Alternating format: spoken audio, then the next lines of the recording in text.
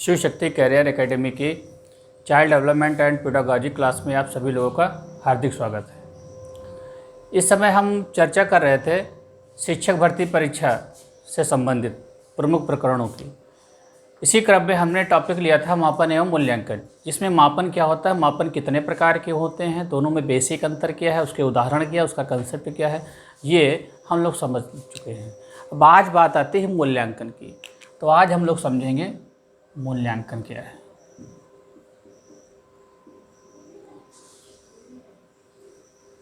मूल्यांकन को इंग्लिश में कहा जाता है इवैल्यूएशन।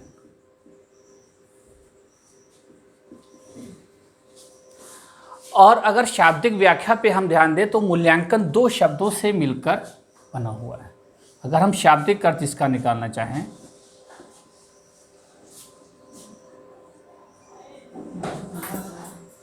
मूल्य प्लस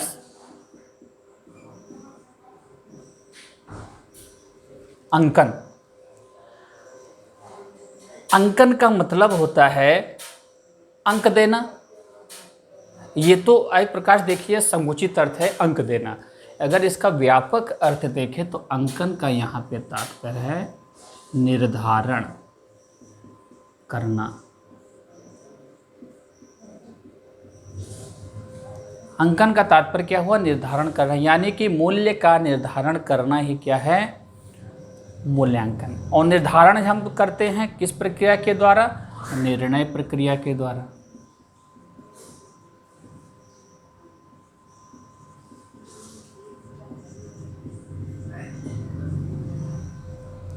तो यहां पर हम देखते हैं कि मूल्यांकन एक कैसी प्रक्रिया है।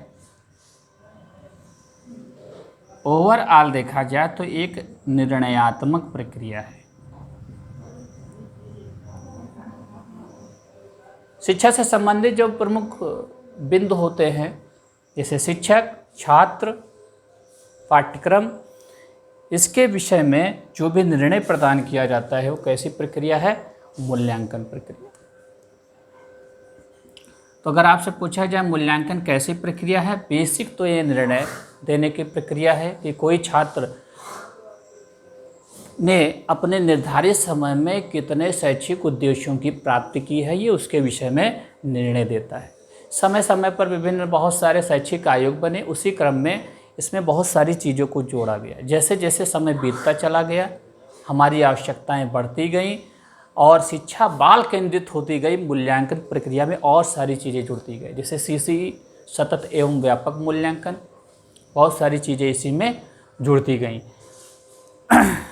अभी इसमें कुछ चीज़ें और भी समझना है। हमने आपको मापन मूल्यांकन में बताया था कि मूल्यांकन हम तभी कर सकते हैं जब तक हम मापन न कर लें, अर्थात मापन के बाद ही मूल्यांकन किया जा सकता है।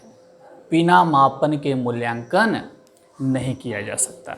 तो इस क्रम में भी हम इसमें थोड़ा संबंध समझते हैं मापन के संदर्भ में।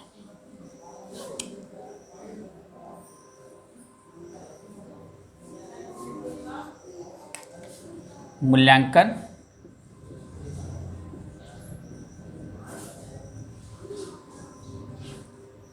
में क्या नहीं थे? मापन प्लस मूल्यांकन बराबर मापन प्लस फिर क्या होगा? व्याख्या। यहाँ पे निर्णय, अर्थात जब मापन करने के बाद हम उसकी व्याख्या कर देते हैं निश्चित पैरामीटर के आधार पर, या निर्णय दे देते हैं, तो क्या होता है? मूल्यांकन प्रक्रिया हो जाती है। अब देखिए मापन क्या है?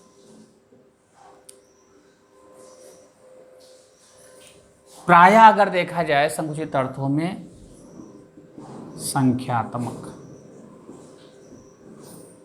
और व्याख्या में हम क्या दे रहे हैं? विवरण दे रहे हैं।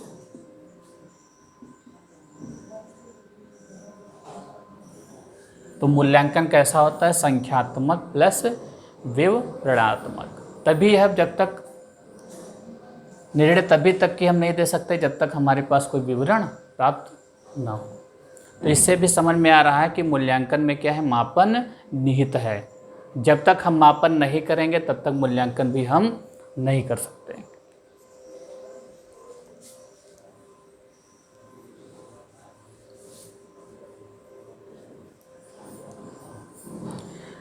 अब बात आती है कि मूल्यांकन प्रक्रिया को शैक्षिक प्रक्रिया में क्यों जोड़ा गया है। देखिए, इसमें 2-3 चीज़ें हमको समझनी पड़ेंगी। इसी क्रम में हम बात करते हैं सबसे पहले कि पहले हम लोग प्रयोग करते थे परीक्षा टर्म। पहले परीक्षा पे बहुत ज़्यादा जोर दिया जाता था। परीक्षा क्या होती थी, विषय केंद्रित होती थी। कुछ सब्जेक्ट होते थे, उसमें आपने कितना सीखा, उसे जानने के लिए क्या है, परीक्षा का आयोजन किया जाता था। अगर हम परीक्षा पे भी फोकस करें, परीक्षा पे शाब्दिक फोकस करें, तो पता चलता है परीक्षा जो है परि उपसर्ग, ध्यान दीजिएगा, परि उपसर्ग और इच्छ धातु से मिलकर के बना हुआ है। परि का मतलब होता है चारों, इच्छ धातु जो उसमें लगा उसका मतलब होता है देखना। तो इसका शाब्दिक अर्थ निकल के आया चारों ओर देखना। ये परीक्षा का शाब्दिक अर्थ है। परि मतलब चारों ओर, इच्छ धातु जो लगा है देखना। चारों ओर देखने का मतलब ये नहीं कि खड़े हो गए चारों तरफ घूम के देख लिए।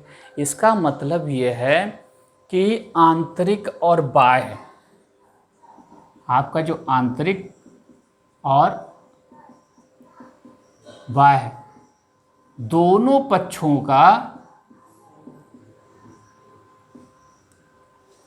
इसमें दोनों पक्षों का समावेश होगा।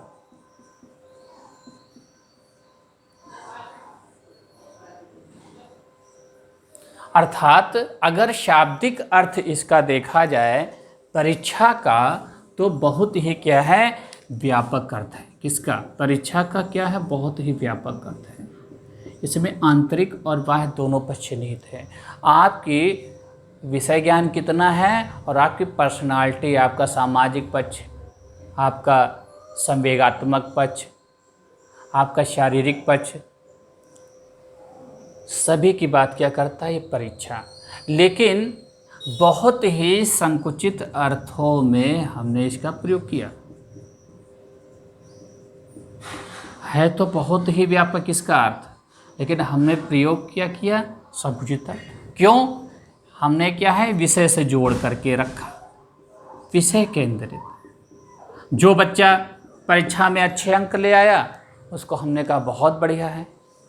लेकिन हो सकता है अंक ले आया हो, लेकिन अभी उससे अभिव्यक्ति के लिए कहा जाए, मौखिक अभिव्यक्ति के लिए, तो हो सकता है उतना अच्छा अभिव्यक्ति मौखिक उसकी ना हो, या खेल में क्या प्रदर्शन क्या हो, निम्न स्तर का हो या मध्यम का स्तर हो, लेकिन अंक क्या है, बहुत अच्छे लाया। तो यही परीक्षा शब्द का व्यापक अर्थों में हम प्रयोग नहीं कर पा रहे थे। ये विषय केंद्रित थी। जो भी पाठ्यक्रम में जो भी विषय होते थे, विषय से संबंधित जानकारी देते, और कोई विषय में ही अगर बहुत अच्छे नंबर पा रहा है तो उसकी पर्सनालिटी या व्यक्तित्व जिसको हम कहते हैं उतना ही मुखर होगा, ये बिल्कुल नहीं कहते। दोनों क्या है, अलग अलग चीज़ें हैं। तो हमको क्या करना है, छात्र केंद्रित जो भी हमारा छात्र केंद्रित सिस्टम चल रहा है उसमें ओवरऑल डेवलपमेंट करना है स्टूडेंट की, और उसके लिए हमको परीक्षा क्या, हमको क्या है, मूल्यांकन का प्रयोग करना पड़ेगा। अब क्या है, क्या मूल्यांकन आ गया तो क्या परीक्षा बिल्कुल चली गई। जो भी विषय से संबंधित चीज़ें हैं उसकी जानकारी मूल्यांकन के तहत हम परीक्षा के माध्यम से लेंगे। मतलब परीक्षा का अब क्या है, प्रयोग अभी भी हो रहा है, लेकिन उससे भी क्या है, मूल्यांकन।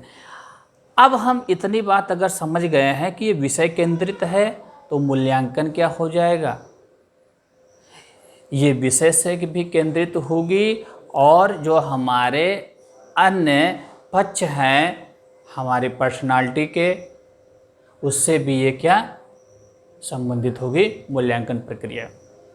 इसको एक बार अगर आप लोग स्क्रीनशॉट लेना चाहें तो ले लें। हमने देखा कि किस प्रकार परीक्षा का बहुत ही व्यापक अर्थ है, लेकिन हम लोग प्रयोग किस अर्थ में कर रहे थे, बहुत ही संकुचित अर्थों में उसका प्रयोग कर रहे थे। और वर्तमान में माना जाता है कि एक शिक्षा एक ऐसी प्रक्रिया है जो बालक का ऑलराउंड डेवलपमेंट करता है, ओवरऑल डेवलपमेंट करता है। उस परिप्रेक्ष्य में हमको सभी पक्षों की जानकारी होना चाहिए, सभी पक्षों का विकास करना होगा, और किस बच्चे का कितना विकास हो पा रहा है, कौन कौन सी बाधाएं को कैसे ठीक किया जा सकता है, वो किस पे है, मूल्यांकन। इसलिए वर्तमान में मूल्यांकन शब्द पे ज़्यादा जोर दिया जाता है। आइए मूल्यांकन के विषय में सोचते हैं कि मूल्यांकन किन किन 3 प्रक्रियाओं से मिलकर के बना है, उसके बिंदु क्या हैं। इसी क्रम में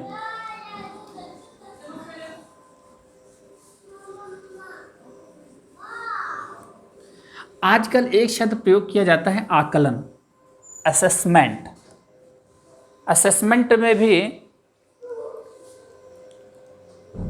बहुत ज़्यादा कन्फ्यूजन हो जाता है, परीक्षा, मूल्यांकन, आकलन। अब आप सोचेंगे इसमें बेसिक डिफरेंट क्या है। देखिए डिफरेंट थोड़ा थोड़ा है, उस चीज़ को हम लोगों को जानना बहुत जरूरी, वरना आकलन, मूल्यांकन, परीक्षा, ये सारी चीज़ें बिल्कुल इतना ज़्यादा समाहित हो जाते हैं कि अक्सर कन्फ्यूजन होते हैं। किसे हम मूल्यांकन कहें, किसे आकलन कहें, किसे परीक्षा कहें। तो अभी परीक्षा और मूल्यांकन में हमने संबंध जाना, अंतर जाना, बेसिक डिफरेंस जाना, दोनों में क्या क्या संबंध है उसको भी हम लोगों ने जाना। आकलन और मूल्यांकन में भी क्या अंतर है, आगे हम चर्चा करेंगे। चूँकि वर्तमान में आकलन को बहुत ही ज़्यादा महत्व दिया जाता है, ऐसा नहीं मूल्यांकन को रोक दिया है, लेकिन आकलन पे बहुत ज़्यादा फोकस किया जाता है। ठीक है, मूल्यांकन, आपने ब्लूम टैक्सोनॉमी पढ़ी होगी, बेस ब्लूम का वर्गीकरण, और मूल्यांकन के क्षेत्र में उनका अद्भुत योगदान है। उन्होंने जो इवैल्यूएशन पद्धति है, मूल्यांकन पद्धति है, मूल्यांकन प्रक्रिया है, उसका वर्णन करते हुए बताया कि मूल्यांकन के कितने पक्ष होते हैं। अब हम मूल्यांकन पे पक्षों पे बात करेंगे, तो बताया मूल्यांकन के 3 पक्ष निहित होते हैं। जब तक हम इन 3 पक्षों को नहीं समझेंगे तब तक मूल्यांकन प्रक्रिया को समझना बहुत ही हमारे लिए दुष्कर रहेगा। कौन कौन से पक्ष निहित हैं, चलिए एक ट्रायंगल बनाते हैं। इसी ट्रायंगल के माध्यम से उन्होंने बताया कि मूल्यांकन के 3 पक्ष आपस में संबंधित होते हैं। पहला है एजुकेशनल ऑब्जेक्टिव्स, यानी कि शैक्षिक उद्देश्य।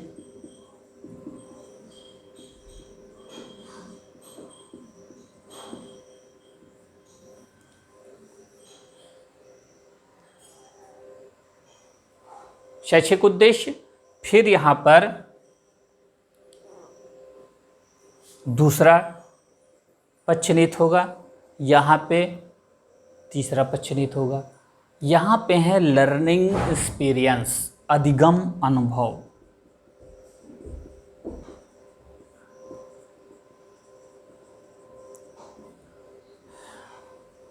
और इस किनारे पे, इस साइड पे हमारा है बिहेवियरल चेंज,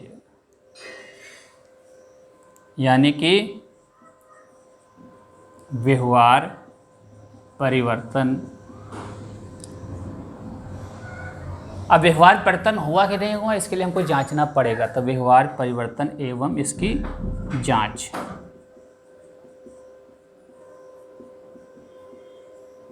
अब मूल्यांकन इसी पे खत्म होगा। आप ये शैक्षिक उद्देश्य निर्धारित कर दिए कि ये ऐसा होना चाहिए, छात्रों में इतने परिवर्तन होना चाहिए, लेकिन अगर आप नहीं कर पा रहे हैं तो फिर मूल्यांकन प्रक्रिया क्या है, आपकी अधूरी रह जाएगी। या आपने इसको कर लिया है और शिक्षण अधिगम प्रक्रिया आपने संचालित कर दिया है, लेकिन आप जांच नहीं कर रहे हैं, तब भी क्या है, मूल्यांकन आपका अधूरा ही रह गया।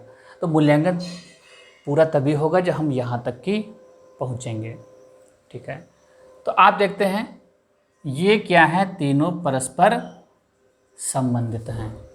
शैक्षिक उद्देश्य, शैक्षिक उद्देश्य क्या होता है, आपने लेसन प्लान बनाया होगा तो उसमें हम 2 प्रकार के उद्देश्य लिखते हैं, एक सामान्य उद्देश्य, दूसरा क्या होता है, विशिष्ट उद्देश्य। देखिए अब एक एक पॉइंट को हम लोग समझेंगे यहाँ पे। तो शैक्षिक उद्देश्य की अगर बात करें तो जो सबसे व्यापक होता है वो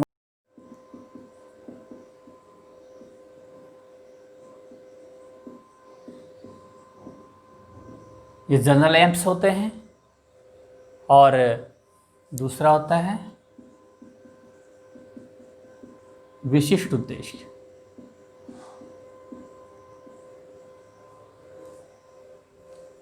ये स्पेसिफिक ऑब्जेक्टिव्स होते हैं।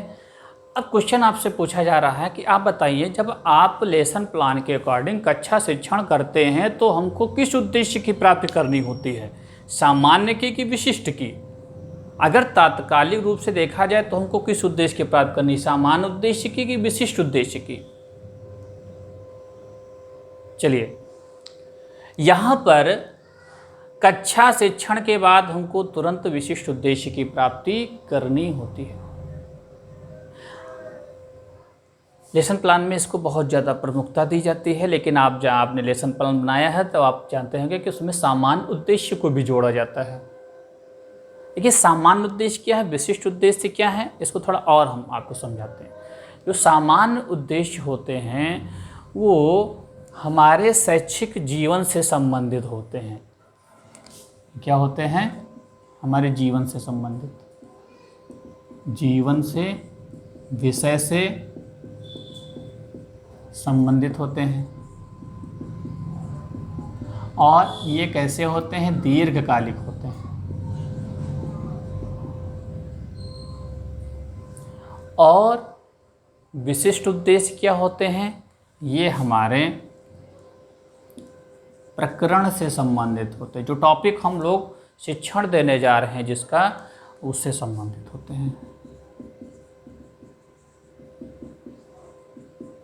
अब यहाँ पे एक चीज़ और ध्यान दीजिए,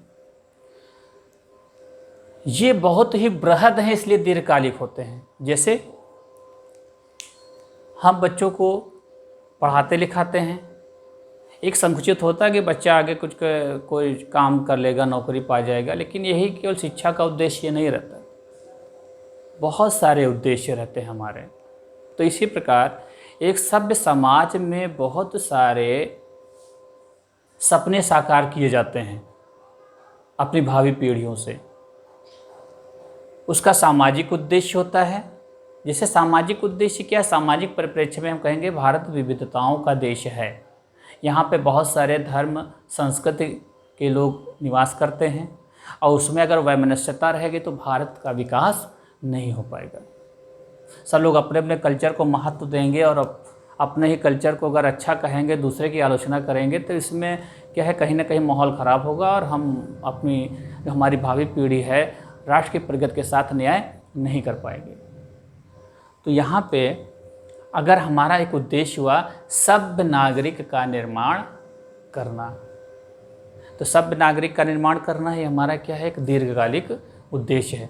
ये कोई एक टॉपिक के हम आधार पे उसको जो है बिल्कुल सभ्य नहीं बना देंगे, उसमें क्या हमको समय लगेगा। यह है वैज्ञानिक दृष्टिकोण का विकास करना। तो वैज्ञानिक दृष्टिकोण है, तो वैज्ञानिक दृष्टिकोण का विकास करना तो क्या एक ही प्रकरण से हो जाएगा? बहुत सारे प्रकरण हमको समझाने पड़ेंगे।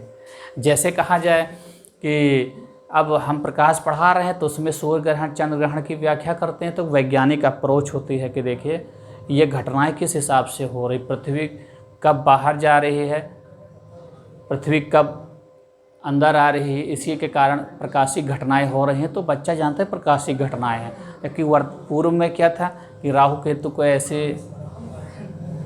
राक्षस हैं और ये डिस्टर्ब पैदा करते हैं सौर मंडल में, तब जाके ग्रहण होता है।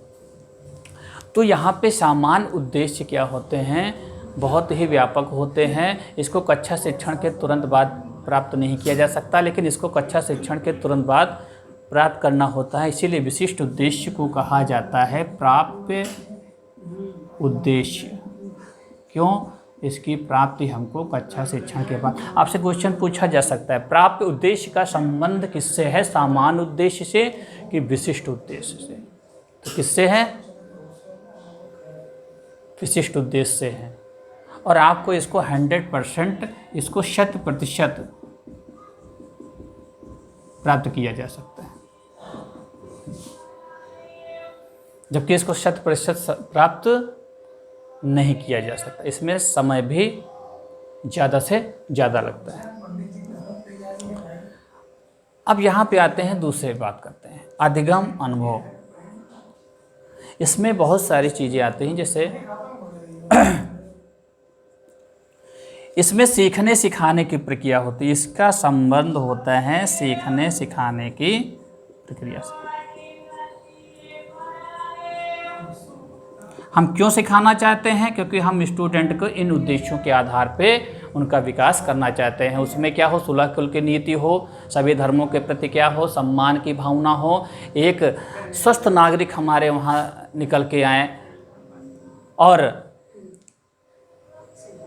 इसी उद्देश्य को धारण करते हुए हम क्या है, कुछ चैप्टर लाते हैं, कुछ गतिविधियां कराते हैं। चैप्टर का मतलब केवल आप समझ रहे हैं कुछ किताबी ज्ञान से, लेकिन यहाँ पे बहुत सारी गतिविधियां भी आती हैं। इसमें क्या आएगा, शिक्षण आएगा, और उससे संबंधित क्या आएंगी, गतिविधियां आएंगी, और इसके अलावा बहुत सारी प्रतियोगिताएं आ जाएंगी। जैसे मान लीजिए कि खेल कूद, शैक्षिक भ्रमण भी हम लोग करते हैं। यहाँ पे शैक्षिक भ्रमण भी आ जाएगा आपका। हम लोग टूर करते हैं, बहुत कुछ सीखते हैं, प्रत्यक्ष रूप से सीखते हैं, जो कि सीखना बहुत क्या होता है, प्रभावी होता है। इसी प्रकार वाद विवाद,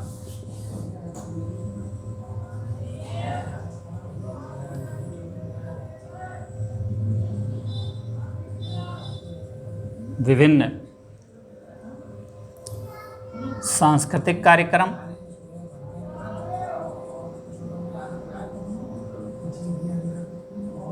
और इसमें बहुत सारी चीज़ें, बहुत सारी को करिकुलर एक्टिविटीज़ कर देते हैं। क्योंकि अगर हम पढ़ाने सब्जेक्ट का ज्ञान देने में रहेंगे तो क्या है, अचीवमेंट लेवल तो बच्चे का हो सकता है हाई हो जाए, लेकिन सबका हो भी नहीं पाएगा।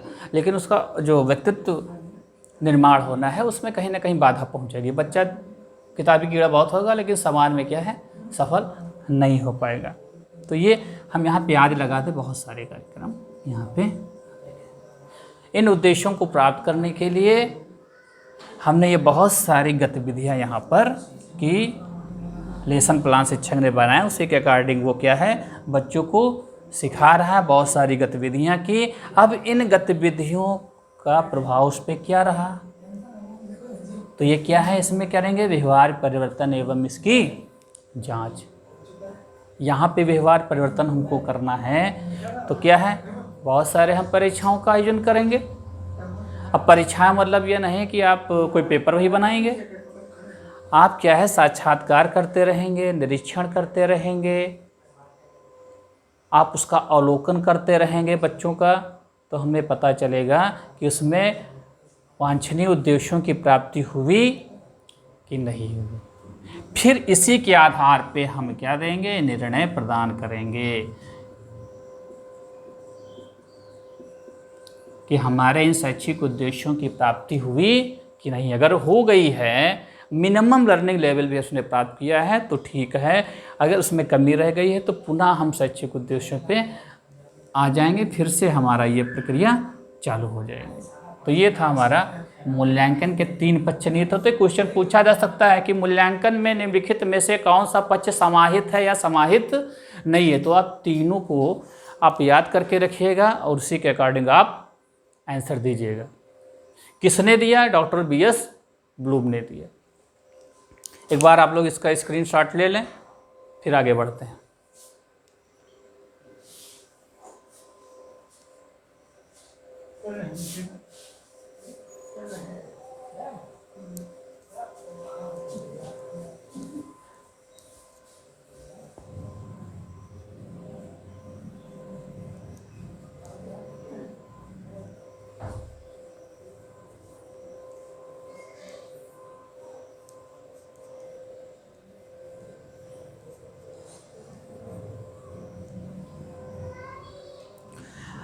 अब अगर हम इन्हीं 3 बिंदुओं को 3 पक्षों के आधार पर मूल्यांकन को परिभाषित कर दें तो मूल्यांकन की एक बहुत ही व्यापक परिभाषा निकल के आती है। तो हम कह सकते हैं मूल्यांकन एक ऐसी प्रक्रिया है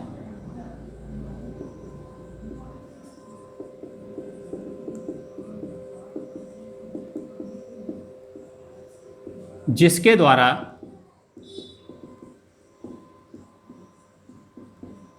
अब 3 बिंदु आप याद रखिएगा। पहला था शैक्षिक उद्देश्य,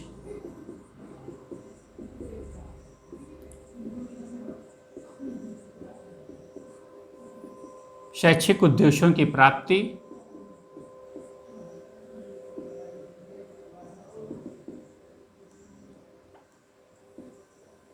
अधिगम, अनुभव की प्रभावशीलता एवं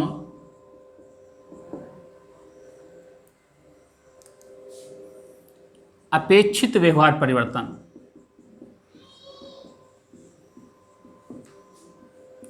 यहां पे व्यवहार परिवर्तन केवल सकारात्मक हम लेंगे, निगेटिव सेंस में नहीं लेना है। परिवर्तन की जगह परिमार्जन शब्द का आप हमेशा ध्यान रखिए। एवं अपेक्षित व्यवहार परिवर्तन के विषय में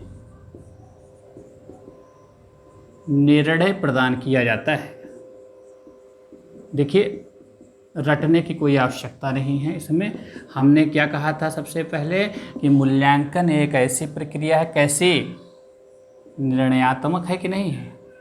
हम कोई ना कोई निर्णय दे रहे हैं कि बच्चा उन उद्देश्यों की प्राप्ति कर रहा है कि नहीं कर पाया।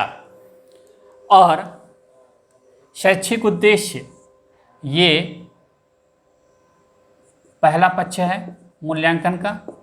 अधिगम अनुभव ये आपका दूसरा पक्ष है। और व्यवहार परिवर्तन आपका कौन सा पक्ष है, वो आपका थर्ड पक्ष है। देखिए, तीनों पक्षों को हमने समाहित किया हुआ इस डिफिनीशन में। और कैसी प्रक्रिया है, निर्णयात्मक प्रक्रिया इसको भी।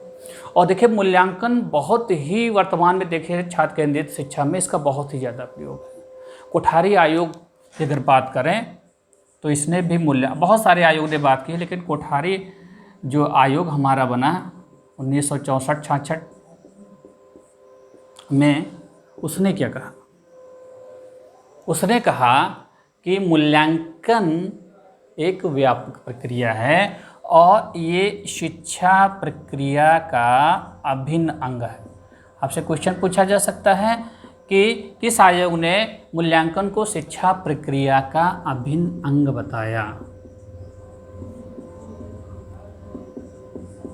शिक्षा प्रक्रिया क्या क्या है, ये अभिन्न अंग है। और साथ ही साथ आगे क्या कहा कि इसका घनिष्ठ संबंध शैक्षिक उद्देश्यों से है। देखिए, यानी कि जो आपका पहला जो हमने पक्ष लिखा है शैक्षिक उद्देश्य, शैक्षिक उद्देश्यों की प्राप्ति के लिए तो हम बाकी के 2 पक्ष लाए हुए हैं, अधिगम अनुभव कर रहे हैं, उसकी जांच कर रहे हैं। तो सबसे ज़्यादा महत्वपूर्ण क्या, शैक्षिक उद्देश्य। तो शिक्षा प्रक्रिया का अभिन्न अंग है। और घनिष्ठ संबंध किससे है इसका,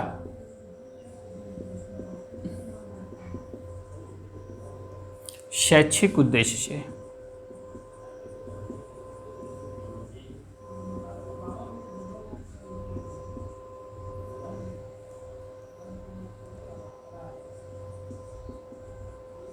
अर्थात कोठारी आयोग क्या कहता है, मूल्यांकन एक निरंतर चलने वाली प्रक्रिया है, ये शिक्षा प्रक्रिया का अभिन्न अंग है और इसका घनिष्ठ संबंध शैक्षिक उद्देश्यों से है।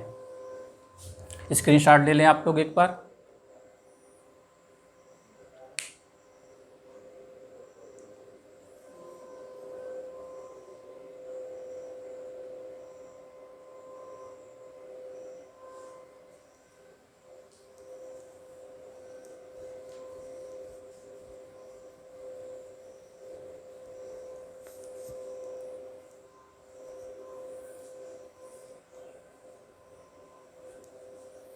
अभी हमने बताया था आकलन।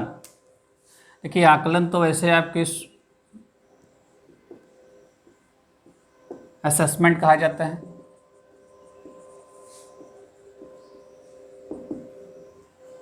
इस शिक्षक भर्ती परीक्षा में नहीं डाला गया है मूल्यांकन आकलन, तो कहीं ना कहीं कन्फ्यूजन पैदा होती है। तो उसी कन्फ्यूजन को दूर करने के लिए अगर हम आकलन की बात करते हैं, आकलन और मूल्यांकन में बेसिक अंतर क्या है।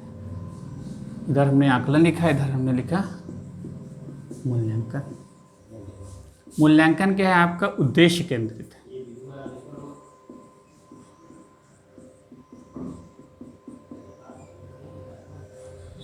और इसका संबंध पाठचर्या से है। पाठ्यक्रम से नहीं, पाठचर्या से। मतलब पाठ्यक्रम भी होगा, बहुत सारी पाठ्यगामी क्रियाएं होंगी, चित्रकला, नृत्य कला, सांस्कृतिक कार्यक्रम, वाद विवाद, खेल कूद, ये सारी चीज़ें पाठचर्या से संबंधित होती हैं। देखिए, आकलन की अगर बात करें, मूल्यांकन, ये तो बात भी कहीं ना कहीं कॉमन है, लेकिन ये इसके लिए ज़्यादा जस्टिफाई करेगा, इसके लिए भी करेगा, लेकिन उतना शायद नहीं। मूल्यांकन में हम निर्णय देते हैं शैक्षिक उद्देश्यों की हमारी प्राप्ति किस सीमा तक हुई, छात्र को कितना आया, छात्र को कितना आया, कैसे पता चलेगा कि उसमें व्यवहार परिवर्तन कितना हुआ। ये क्या है, उद्देश्य केंद्रित है। हमारा उद्देश्य क्या था, छात्र को एक अच्छा छात्र बनाना, उसका ओवरऑल डेवलपमेंट करना, उसके शैक्षिक उद्देश्यों या शैक्षिक स्तर को उसको बढ़ाना। छात्र को कितना आया, जबकि असेसमेंट क्या कहता है कि छात्र ने कितना सीखा।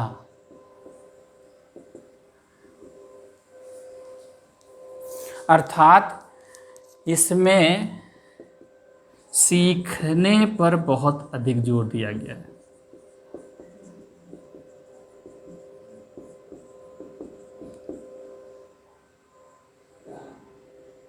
हम छात्र को कितना सिखा पाए हैं, वो क्या है, आकलन। अगर छात्र सीख गया तो अच्छी बात, अगली चीज सिखाएंगे। अगर छात्र नहीं सीख पाया है तो हम क्या करेंगे, फॉर्मेटिव असेसमेंट करते रहेंगे और इसमें डायग्नोसिस टेस्ट करते रहेंगे और क्लिनिकल टेस्ट भी करते रहेंगे।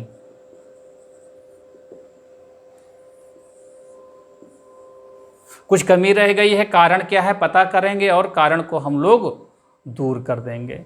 तो आकलन में इस चीज़ को बहुत दूर किया गया कि बच्चा को क्या चीज़ नहीं आई, कहाँ पे गड़बड़ी, तो गड़बड़ी को हम लोग पकड़ेंगे, पुनः सिखाएंगे। हमको बच्चे को सिखाना ही सिखाना है। तो ये था आकलन और मूल्यांकन में अंतर। और आज की क्लास आपकी यहीं पे समाप्त होती है। अगला पार्ट इसके आगे नेक्स्ट वीडियो में आप लोग देख पाएंगे। धन्यवाद।